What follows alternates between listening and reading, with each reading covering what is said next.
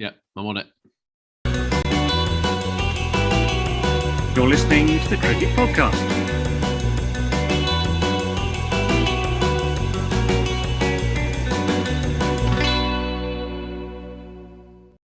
Hello everyone and welcome to the Cricket Podcast, where we will be talking about all of the action from day 3 of the Test series, the first Test between West Indies and England. I am Jack Hope and I am joined, it's the Holy Trinity, I'm joined by, I'm the father obviously, I'm joined by the son, Max Rowe Brown. How are you doing, Max Rowe Brown? Hello. I've just woken myself up because the cricket's over. Yeah. Okay, that was the end of the sentence. Yeah. Okay. And the spirit, Ross Legg. Ross, we've had some technical problems. You've been the ringleader of said technical problems. How are we looking today? Do we have one stream? Did we start on time? It looks like we've got one stream. It looks like we've got one stream, which is good. However, what we did start, and you heard me go, "Don't worry, I'm on the lookout," or something like the first bit. So, great. That's what we got. So it's not quite perfect, but it's better than it was. So, I'm also 90% sure England v West Indies is written the wrong way above my head. No, it's all good. It's all good. You can read it. You can see the podcast logo. We're in full fettle. We're fine. I'm looking at a YouTube stream here where that's the wrong way around. It doesn't mean anything for our. Oh yeah. On Zoom it's fine. On Zoom it's absolutely fine. That's going to be nothing for our listeners who aren't on YouTube, which makes up most of our audience for the series. Max, we have some sponsors. We have a sponsor. Yeah. Just the one for now. Serious Cricket. Yes, we're sponsored by Serious Cricket, who make they sell all sorts of cricket equipment. They're based in the UK, and we can get you 10% off with the code TCP22 if you head over there to their website, seriouscricket.co.uk, because it is time, isn't it, to buy new stuff. It's the new stuff season. Spring has sprung, the sun's out, it makes you happy, and the other thing that makes you happy is buying things for yourself. So to do that, TCP22. 10% off, seriouscricket.co.uk. I saw Paul Griffiths, friend of the pod, Paul Griffiths, was trying to get the code working today. It is cricket equipment only, we should say. Also, Paul, I'm doing everything I can to not talk about the cricket here. My grandma's going to Paintsfield Gardens. Paul is in charge of Paintsfield Gardens in Surrey. Little plug I went on for a school them. trip to Paynes Hill when I was in year 6. Is it good? They've got a nice grotto, a crystal grotto I've seen. I was actually quite jealous of my grandma when I looked that up. Do you want to give us a little quick review there, Max? Yeah, it was good. We got to dress up as like Middle Ages or something. Yeah, we put on some fancy dress. We had a few pictures, went on a walk around the park, saw some nice buildings. It's a very nice place. I highly recommend it. Yeah. Ross, ever been? Well, what I like about this is that we are one of the biggest cricket podcasts in the United States, and what you're talking about is a very random place that they would never have heard of. We're connecting with our guests, Ross. We are probably one of the not guests, listeners, whatever. We're one of the biggest podcasts in Surrey, in the Surrey area too, aren't we? So it's cricket podcast in the Surrey area. We're not My Dad Wrote a Porno, which I bet that's big in Surrey. Yeah, probably. Probably. Ross, we're on Patreon as well, aren't we? Do you want to do that, or shall I? I can do it. I've even written something actually. I said if you want more cricket podcasts, and why wouldn't you? Then sign up for our Patreon for only $4 a month, and you'll get exclusive shows, access to the Discord chat that's been going off the chain in the last 2 weeks. And as the IPL comes up, you can get access to every ball ever bowled, and you can turn yourself into Dan Weston. He was at the Punjab Kings table for the auction. That could be you next year if you just sign up for Patreon. And it all started when he downloaded the data from our Patreon. Not many people. Yeah, exactly. Know that. Yeah. The database clearly is based on what, and all the insights is just from that piece of Excel spreadsheet. It is a good spreadsheet. Mm-hmm. Yeah. Yeah, we're also on Twitter and Instagram at the Cricket Pod, and we do actually talk about cricket, not just Paintsfield Garden. But Paul Griffiths, this is for you, man. Yeah, let's dedicate the show to Paintsfield Gardens. To Paintsfield Gardens. Yes. 3 cheers. Let's have a quick drink, and we will continue. Max, how long's your summary going to be? About a sentence. Okay, go on then. 170 runs in 90 overs. That's it. That's all you need to know about today's play. Yeah. I got very bored on cricket earlier of saying, and there is no run. Yeah, are you one of those people, or do you try and jazz it up every now and then? That's Guerrilla Cricket is commentary. Sometimes Max and I do commentary if you're listening. I think I may have been the first person ever to describe something as a stand and deliver defensive shot. Yeah, possibly. I've coined that one. But it was very difficult trying to find different ways of explaining this. There was a period of play where Chris Overton bowled the same ball about 16 times in a row. It was just down the leg side and short, and someone got out of the way of it. It was a very long day of a very placid pitch, of some very placid bowling and some very placid batting, and not a lot happened. It was, yeah. At the end of it, West Indies are looking pretty good. It was that lethal combination, though. That was my only note for the day, was that this was a match between a batting lineup that had no flair whatsoever. They weren't interested in playing shots. That pitch could have been, even easier. No half volley was quite half as it could have been, was it? No half tracker was quite half as it could have been. They just stood there defending and leaving. And it was basically impossible to get them out because England have picked, we were talking about this earlier, maybe their third best bowling lineup. Or we're using maybe their third best bowling lineup.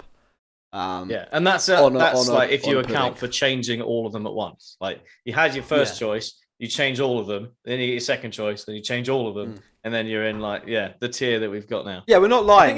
We ran through this just to drive this home. We haven't come up with this randomly. Wood obviously wasn't bowling, so he's on the list. Anderson, Broad on the list. Archer, Robinson, they're on the list. Ollie Stone probably in above most of those players. Wokes arguably, but not away from home, let's be honest.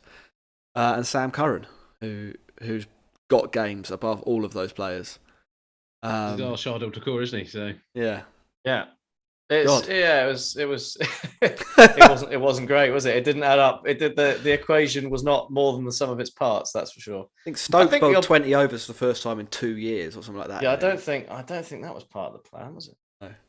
I think you may be being a little harsh to the West Indian batsman because I don't think it was that easy to score. I think the pitch being quite slow, I don't think it came on that well. So I don't think it was necessarily the easiest pitch to score on. But you are right in saying that if it had been a road, I don't think they'd have tried anyway. From what I could tell, there was no dynamism. There wasn't even like evidence of trying to push twos or anything. It was just they were just so happy to sit back. Ross, what are your highlights? I thought West Indies were really good today. I genuinely think it was one of those days where this you get this in Test cricket quite often, right? Depending on some of the pitches and where you play, and they did really, really well. They took advantage of England's relative misfortune. But I tell you what, like Bonner, that is an absolutely fantastic innings. Like to bat pretty much the whole day, 355 balls faced, a fantastic century. And I think they can look back on that performance today with a hell of a lot of pride, I think. Yeah, I'd agree with that. I mean, they're not explosive. He isn't explosive, Bonner, is he? He's one of those guys who's very good at batting time. And in a sense, that's sort of what West Indies needed to do. The longer they batted, the harder it became for England. I think Holder actually said as much at maybe the lunch break after Joshua Da Silva had dug in before lunch. I think he basically said, our plan here is to make England bowl loads of overs. Yeah, they didn't even hide it. And it worked. It worked really well. And bearing in mind they actually scored reasonably quickly earlier in the innings. They did have the luxury of time. What did they finish the day? 60 ahead? It's more than that, is it? I think we did more than that. No, 62 ahead. 62 ahead with a wicket left. You never know tomorrow morning. Maybe Purble hits a couple of boundaries. Well, they're not losing this game, are they? Seems unlikely. Something very bizarre. Does seem unlikely. I think what I really like as well is that Bonner's type of innings is in cricket. There are some terms that are used sparingly and only seemingly used in cricket, and the word obdurate is used when an innings like this is happening. Recently, Dean Elgar played a fantastic innings that won them the game against India when South Africa beat them. Mm-hmm. And today, the word obdurate was thrown around again, and I just love that part of cricket.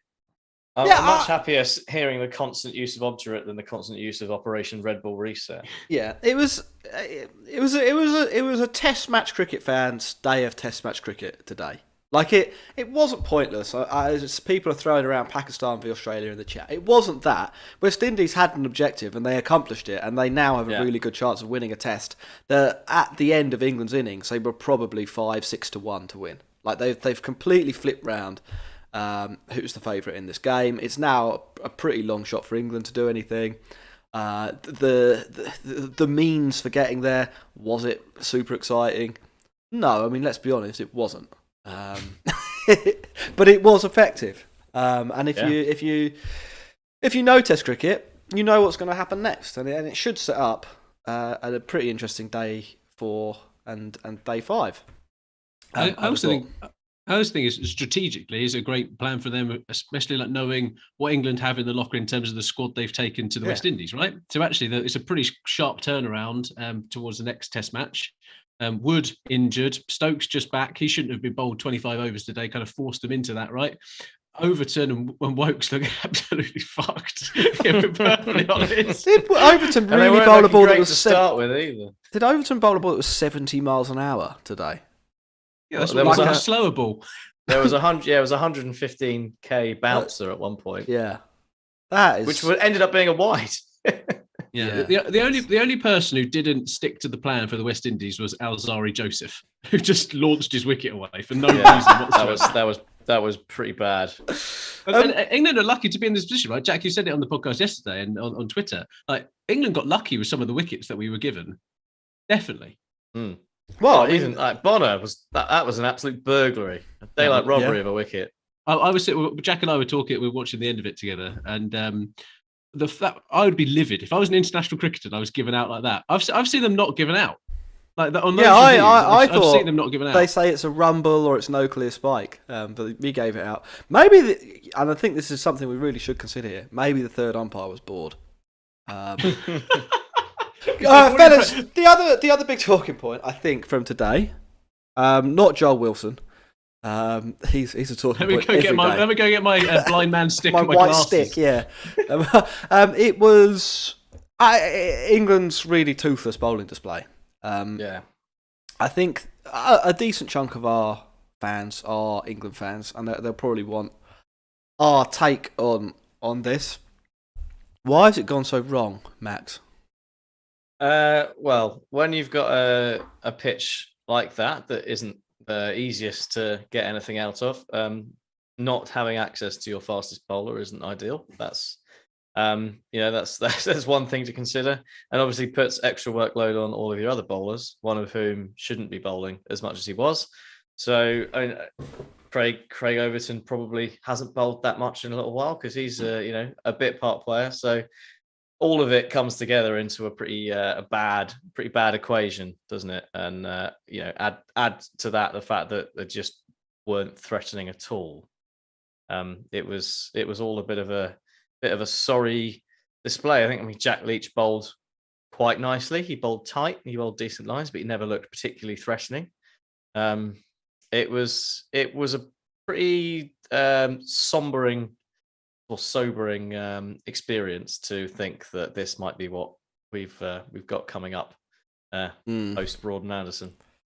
I was a little bit annoyed at the fact that they didn't really shuffle the cards too much. Like Dan Lawrence coming on at the end. I quite like Dan Lawrence. He took obviously a few wickets in the warm-up game. He's a part-timer, but actually trying some different ideas out. Yeah, from what I hear, his off-spin's not too bad. A little bit underrated, but Joe Root's always going to bowl himself ahead of Dan Lawrence, so he's probably. I tell you what, I think Root had another stinker. Me and Dan talked about it yesterday, and we weren't. It just meanders. We weren't. Yeah, we put him in the. We did the 90% of captains have no effect on the game. 5% are MS Dhoni, and we had Joe Root as the other 5%. The other 5%. Yeah, it was just. I mean, they actually bowled a no ball because there were 3 fielders behind square on the leg side. That's true. That actually happened. Like that's an unbelievably thick, out of control thing to do. You're obviously not following the game, or like, yeah. using your resources or planning or actually thinking where are the guys here and what might we achieve by having them in these positions. That's what that tells me, is that he's not even thinking through why he's putting fielders in certain places or why bowlers are asking for fielders to go into certain places. He is just sort of letting it happen and kind of hoping for the best. And that was it all day. I mean, people... There's a big thing, isn't there, at the moment in English cricket, and this is the justification of dropping Anderson and Broad, is that the English bowlers can't take wickets away from home. They don't help themselves with thick as shit planning like that and going entire days without trying anything particularly interesting. So what? What was the game plan? What do you think we should have done? What do you think we should have done today? What? I know there's one thing I know we shouldn't have done was when Joe Root was just bowling round the wicket for no reason whatsoever, and then just it makes there no was sense. Prodigious turn, Ross, didn't you see? Oh, yeah, sorry, and that's why he went at 6 runs and over, was it? Yeah. I mean, it's not. I'm not saying it's easy on that kind of pitch to do. I'm not being flippant. I'm genuine. It's a genuine question. But they didn't even try. Is the thing that made it such a difficult watch. Like it wasn't. It was, Jack Leach over the wicket for 20 consecutive overs. And at the other end, it was someone bowling sort of short balls down the leg side. Yeah. And that went on for a long time in the afternoon. That was... This. Do you know what, guys? This is when you need a Virat Kohli. Like when you need that kind of maybe fire. To get angry. And... like you need that passion. You need someone who's going to be like, do you know what? What we're going to do? We're going to stick Rohit Sharma right in your eye line, and he's going to stand 5 yards away from you, right in front of you. And we're going to try something a little bit different in the next 3 overs. Like at least that part of the captaincy, I think that's the bit that's missing for me.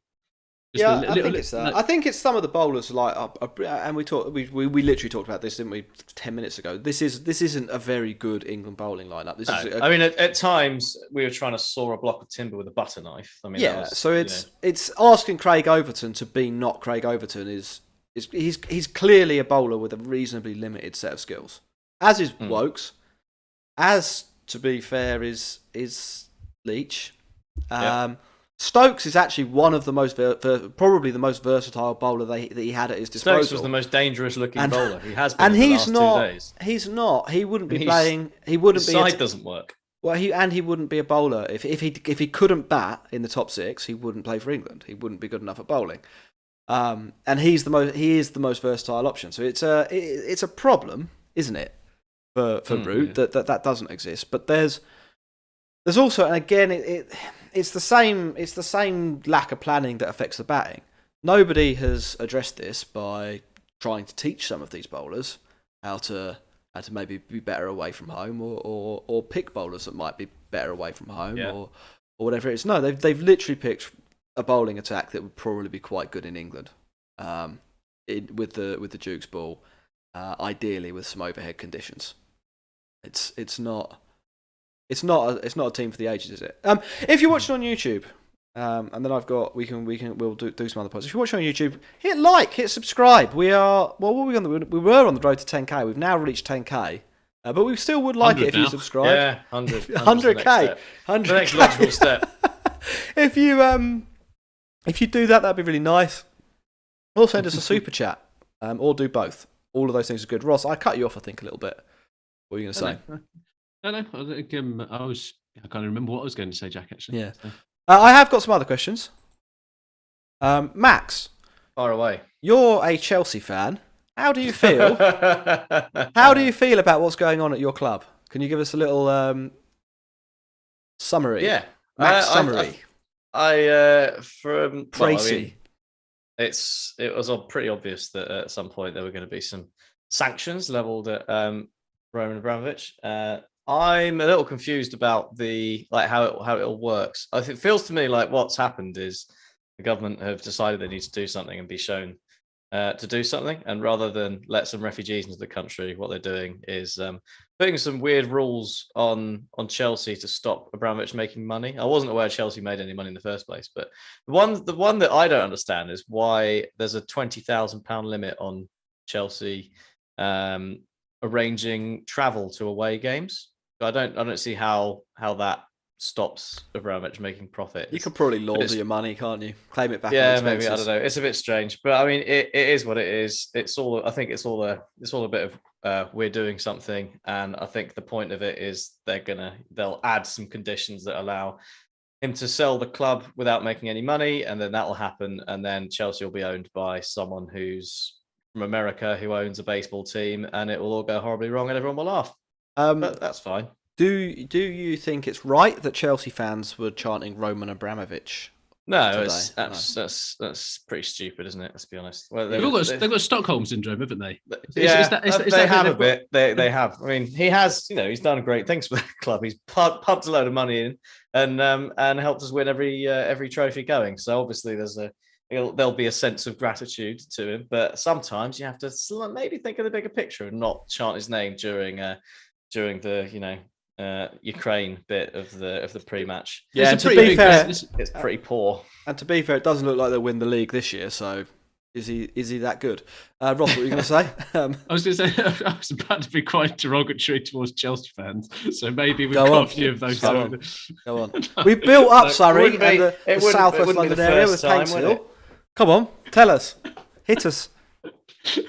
I think what the true fans of the Cricket Podcast should know that we used to have a football podcast called Fallacy Football, which was pretty much a sketch show. We would be having an absolute field day on the night after 4 cans of beer. Yeah, can anyone do a Russian accent? Max, go on, Max. You must have a Russian accent in your locker. Go on. Go on. No. Oh, come on. This is the perfect time to skewer a few Rushkis. I think it's good. I think fuck off, Putin. That's what I say. Yeah. I'm on board with that. Yeah. And Abramovich. Your pronunciation. No, so there's a guy in our football team. Abramovich. No, that's not how you say it. It's like you sort of roll it like it's a James Blunt song. It's Abramovich. Is how you say it. Joe from my football team said that. So, you know when there are like dead points. There's dead points in some Test matches like there were today. So Max, when you were commentating, is it a dead point in the podcast? You should have done this. You should have brought in something along this line. I asked you, did you talk about your favourite cheese? Jack asked you. I had a little chat. I had a little chat with Jono about Woodstock. I gave him a little bit of a ribbing. There was because obviously Our former sponsor, the owner of Woodstock Cricket, he was on Guerrilla Cricket at the same time, and he's used to captain Josh De Silva at Old Wimbledonians, and so is therefore better than. And Josh De Silva is using a Woodstock bat, so he's being sponsored, and there was a bonus in him for if he got 50, I think. But there was a really nice moment in I think it was the morning session where he absolutely middled cover drive, and the ball had gone so soft it basically just dribbled off the square. Yeah, that was funny. And I was having a good little laugh about him saying that he needs a new bat, all that stuff. That was good fun. There was a bit of like got your own bat for a bit of jibing in, but it was a tough watch. That bit of Concho was doing over 14 overs and 17 runs. Ross, I've got a question for you. Yes, please. Pochettino, after PSG's collapse last night, is he overrated? Oh, I reckon we should open up the floor to anyone. When there's a boring taste of the Test cricket, we've not got much content. We should just go. We're going to do an AMA. Yeah, exactly. Throw it out in the live chat, but do let me know. But I couldn't believe that yesterday that PSG lost that game. Karim Benzema, mate, unbelievable. Not only is he unbelievable at being number 9, he's absolutely picked their pocket. He would be right at home in this England bowling attack, picking up gift after gift against this West Indies team. Have we got some cricket questions? We must have something from Patreon or Twitter. Dan actually did ask us one. Dan Weston. Question for the panel: how many teams in the world across various sports how many teams are there in the world across various sports who represent less than the sum? I've said this question wrong twice now. How many teams in the world? So we have to come up with a number here. How many teams in the world across various sports represent less of a sum of their parts than this England Test team? Someone has suggested Man United. I think that's sort of fair. Yeah. And Dan's hit back saying, do the sum of their parts add up to very much anymore? Oh, you are you're nailing it there, Jacko. Yeah. I would counter that by saying, do the sum of England's parts add up to very much, especially away from home? Like, what have we got? We've got Alex Lees, who we don't know anything about in the Test arena. Craig Overton, who we know is like, he's fine. He's like, we've tried him a million times. He's a reasonably good bowler, but he's not England Test quality. Someone's got to carry the bags, though, home. Max, haven't they? Someone's got to use their big farm boy strength to carry the bags to the coach. I mean, this is a test match between two teams where two players average 40 with the bat. Like the parts don't sum to very much anyway. So I'm not sure if there's England are probably underperforming, but I don't know they're underperforming by that much. Yeah, well, it just shows you one that we like people. I think some England fans would definitely go into this still thinking that we are far and away better than the West Indies side. And actually, this is an absolute slugfest. This is like a relegation 6-pointer if we're going to continue. Well, you can say they are the two bottom teams of the World Test Championship. Yeah. Now, Everton, there's a side that's Everton. Yeah, which they're in negative equity. Yeah, which Premier League footballer would be the best cricketer? Harry Kane looks decent. Bat in his hand, didn't he post a video of himself? Yeah, Tottenham were doing some stuff. Joe Hart was good. Joe Hart was good, except he's not in the Premier League anymore. No, so it doesn't count. Yeah. Sorry, Joe. Anyone got anything else? Patrick Bamford, he went to private school, didn't he? So he's probably really good at cricket. Yeah. Vic's talking about Nazis in the chat. There's nobody. Nobody's got any questions. Yeah, I think this is one of those podcasts, guys. Where we wrap this up early? I think we wrap this one up early. Cool. I think unless we want to talk a little more about politics, which I think all of our fans really... Vic does make a point here, and we'll wrap up with this, that there are some Nazis in the Ukrainian army. What I would say is that the Russians aren't exempt from that, and the Ukrainian army haven't invaded their neighbour. So there's not an exact moral equivalency there. Don't remember them bombing any hospitals lately. Whilst it is important to acknowledge that Nazis are bad in any army, or in any situation, really. Very rarely have I thought, could do with a Nazi here. Really? And that's the end of the podcast. You're leaving the opportunity open. That's the end of the podcast. We're not even drunk, and we've got into this position. It's unbelievable. I think we should finish off with some cricket. So the Women's World Cup, gents. Oh yes, England are in tatters. New Zealand beat India yesterday. I'm still not sure that India are actually picking their best side at this point in time, which is a little bit disconcerting because it's nice. It's nice for there to be a synergy between the women's and the men's team. Yeah, that is true. But how do you think this is shaping up, Max? So England have played 2, have lost 2. They're down with Bangladesh and Pakistan. Obviously, Australia are topping it, and New Zealand, after 3 games, are sitting in second. West Indies are doing fantastically well. The catch from Doddin was unbelievable. Oh, that was stunning, wasn't it? Superwoman flying at backward point. It was unbelievable. You know that, and I know you never should compare women's cricket and men's cricket, but I'm going to do it anyway. The best catch I ever seen was the best catch I ever seen. Yeah, I ever seen. I'm going to be a bit pirate. Was Paul Collingwood's catch when he did exactly. It reminded me of that. Yeah.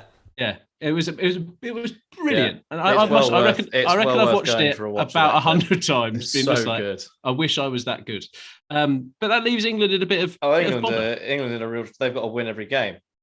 So they've got to beat. They've got to beat South Africa and New Zealand. And the way they're playing at the moment, that's not looking like it would be that easy. New Zealand looking decent. South Africa. I reckon. Well, I think they can beat South Africa because they're missing a player or two, but it's going to be tough for England. I think could be looking at an Antipodean final. Yeah, and if back-to-back ones really, but when it does come to that, and if England do crash out of this, gents, before we get to the ding dong, which is in the quarterfinals, semi-finals, whatever it is. Tom Harrison, as the CEO, has then presided over England falling off the face of the earth in Test cricket. He's then presided over women's cricket underperforming and then performing below the sum of their parts. And yet he's going to pick up a nice, healthy bonus. How is that fair? And how is that representative of what England are actually delivering at this point in time based upon all the resources they have available to them. Life's not fair, mate. Yeah. There you go. We actually have some questions in. We'll run through those really quickly. Tim, this is a good place to start. Tim Wilton Davis says Nazis have never won the World Test Championship. That's not a question, but it is a very good observation and factually correct. Swami asks, rank India v Sri Lanka, West Indies v England, and Australia v Pakistan in order of boring quotient. So Australia v Pakistan is bottom. That's one of the worst Test matches in the history of the sport. They've been docked a demerit point, haven't they? I would. 14 Good. wickets. I would probably put India v Sri Lanka next because it's so one-sided. It's unfair. As good as Jadeja is, and as fun as it was watching him like one man win a Test match, it is one-sided.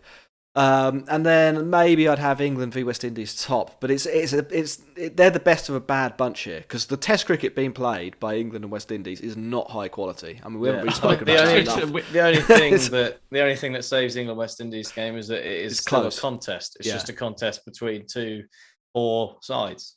William Wiggins asked, "Did you expect the West Indies to bat the entire day?" I didn't even know if they'd make it to lunch. So no, absolutely not. And Tim asks, should we use the Duke's ball in all Test matches? Interesting question. Would you do that?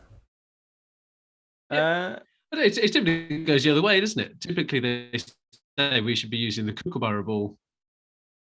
I think it depends where you're playing. I mean, I think you're back, Ross. If the pitches are shit, then the Duke's ball can mitigate that somewhat because it's got a big seam and it swings. If the pitches are juicy, like in England, maybe you want to actually be using the Kookaburra, which is the Ricky Ponting solution. That's it. I think maybe we should actually swap them all around. Maybe there should be an independent pitch overseer.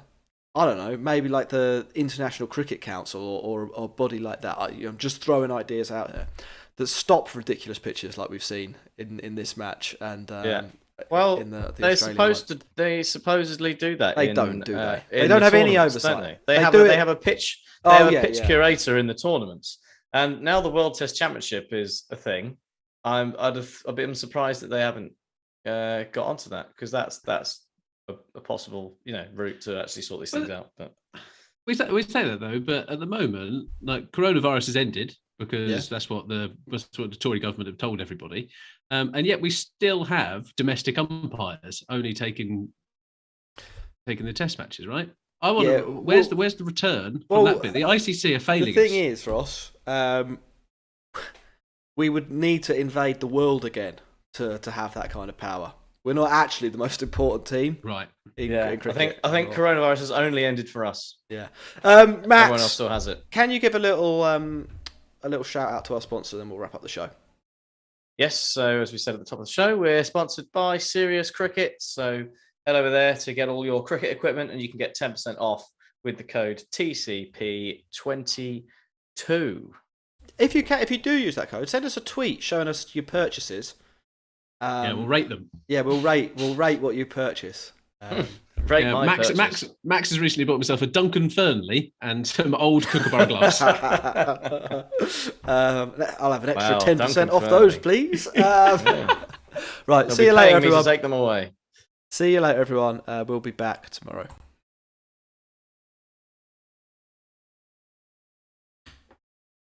Oh.